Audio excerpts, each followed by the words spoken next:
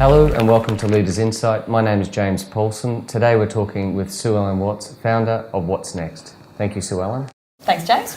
My first question, so we've just figured out we've known each other for about 9 years. Yeah. Before we start, can you share with us, I guess, how you got to where you are now? Sure. Well, I started the business What's Next 11 years ago, and I really didn't have any business experience, but I saw a niche in the market that I really wanted to capture, which was small to medium enterprises needing help with HR. Yeah. And so I started the business with no funds. I'd just moved to Queensland, so I had no network at all. And entrepreneurship and startups was a completely different landscape 11 years ago. It was nothing like what it is now. And but I had this idea, and I really believed in it, and I just went out and networked. And then over the time, we've just grown and developed what is now somewhat quite different from the beginning. It's just, I guess, broader and deeper than when I started, obviously. And now the business is focusing on fast growth, small to medium enterprise, really focused everything from leadership right through to tactical HR, including industrial relations, so everything to do with people. And I no longer head up the business. I give the strategy and look after the brand, but I've just recently relocated to New York to start a venture there. Congratulations. Thank you. And it is a big step, stepping back from the wheel and focusing on the strategy. Yes. And I think that's where most entrepreneurs get it wrong. They stay at the wheel too long. Yeah. And they lose their passion. So I'd like to talk about continual change has evolved the company, and it's been very important that your company's continued to evolve. Yes. So from that perspective, what do you see as some of the key challenges and opportunities looking forward for the HR industry, particularly the SME fast growing? Yeah, so in relation to people in SMEs at the moment, I don't think there is as much change in the workplace as what we thought there was going to be. So a few years ago, we all sort of started to freak out because everything was moving so fast and we were getting so much information about the future of work and how that was going to impact our businesses. Now, I still believe that's happening, but it's at a much slower pace than what we expected. So I think until probably our Generation Z come in who have gone through a different education system, I don't think the workplaces are changing as much as what we thought. Yeah. Yeah. So, but I do think what we're looking at and what we're considering around how to lead people and what do people really want in their workplaces, that is certainly evolving. And I think that as leaders, there's much more of a need to really understand the role of leadership.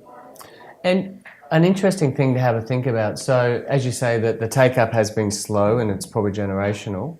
From your perspective, if someone wanted to leapfrog that as a dynamic private company, what are some of the insights you would share with them that they can be a true leader in their field through your insight?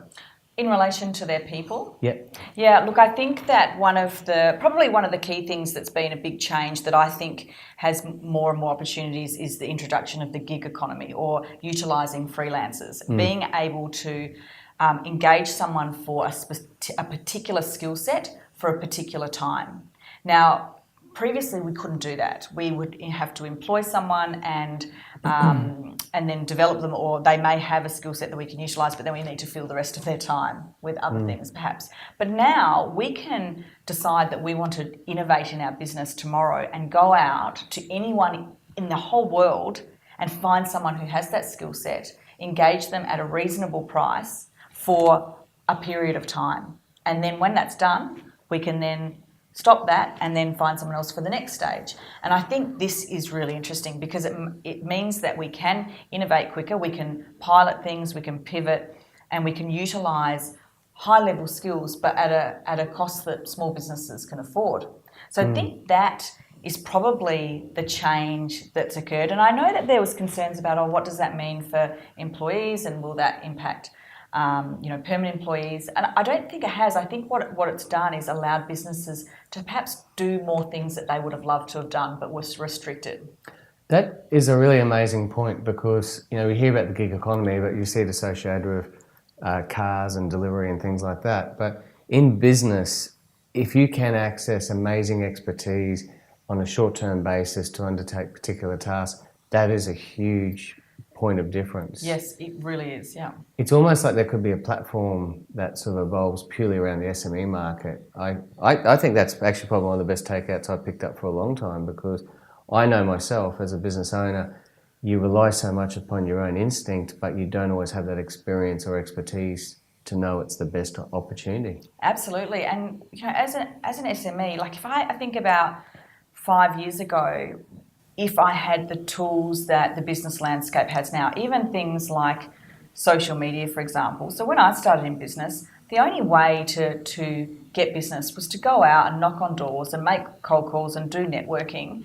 But now we have so many opportunities to build our brand and communicate with our target market that doesn't cost anything. And so we have this opportunity now, which ultimately leads to us being able to do more and employ more people and bring more skills into our business. But we have a flexibility to do it in a way that suits our business rather than a restricted way. So I think it's a really, I've said numerous times, this is the best time to be in business. So, there's so much available to us, and I love it. And it's given me the opportunities to go into spaces that I know nothing about or knew nothing about. So from a people perspective, it also enables staff to have their side hustles, so they can be working for someone permanently, but then they could have an interest in, say, photography or whatever it may be, or they want some extra money, so they drive Uber, but they can actually fulfil their other needs, whether it be creative or financial. Yeah. And I think that ultimately just creates more engagement.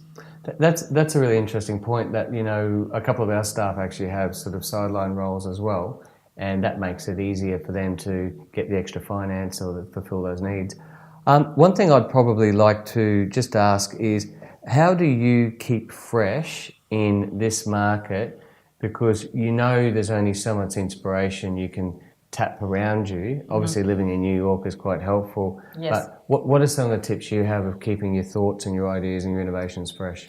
Yeah, so I put a lot of time and money into my personal development. So I attend a lot of conferences, but on a daily basis, I listen to podcasts daily and read a lot. But I also still do what I did 11 years ago, which was take people out and pick their brain. So I can listen to anyone any day of the week, but I also want that sort of face-to-face, tell me what's going on in your space, or you've done this and I haven't. So curiosity is really my thing, and I've always just wanted to know more about where are things going, what are people seeing in anything really. I find it really interesting, and I honestly think that if you're in business now and you are not keeping abreast of what's new, even if you're not ready to try things, then I question how long you could stay in business in this landscape. Yeah. I really think you need to be trying things. And I've always done that, and some things have been great and some things haven't worked at all. But I'll always do that. And I think that we're in a world now where if you don't get out there and start utilising the new things and understand where your industry is going, if you think that you don't have to change, I'd be very concerned. If you don't, you'll die. And even if you don't die, you are never going to meet the capability that or the potential that your business could have. And you may never realise that. You may never realise that you didn't meet the potential you thought.